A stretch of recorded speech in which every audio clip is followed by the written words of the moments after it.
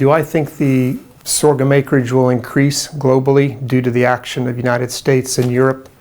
Yes, I do. I think I'm encouraged that there's a growing global sorghum community. I just came back from a global conference in South Africa in April, and it was exciting to see the global community come together.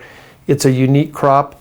It's grown throughout the world in many dimensions, and I think the cooperation, particularly between the United States and Europe, can further the crop to bring more consumers to understand this ancient grain that has a lot of unique end trait properties, but bring it, as we say, into the modern table, the tableau, the modern dining table is essential in the future, is one area.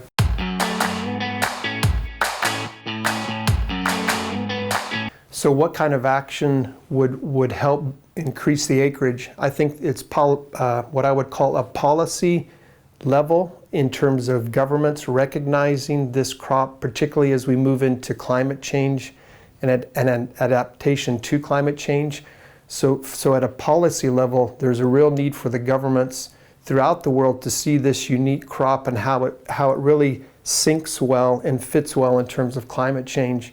But I think also we have to have a private industry, consumer demand, and we want to keep global trade going. And I think the more global trade and the more the environment is open to one another, the more that there will be a win-win as there's demand in this area, production, and there's even flow of commodity globally.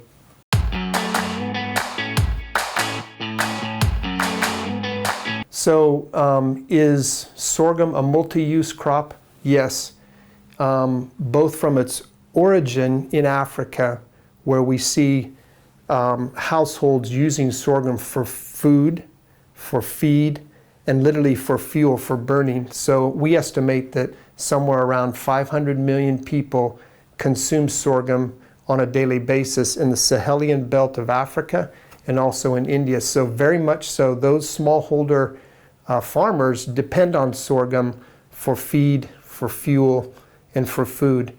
But in our more industrialized economies, there's great potential for biofuel energy from sorghum, and we have many examples of that in the United States that is very competitive with maize or corn-based biofuels.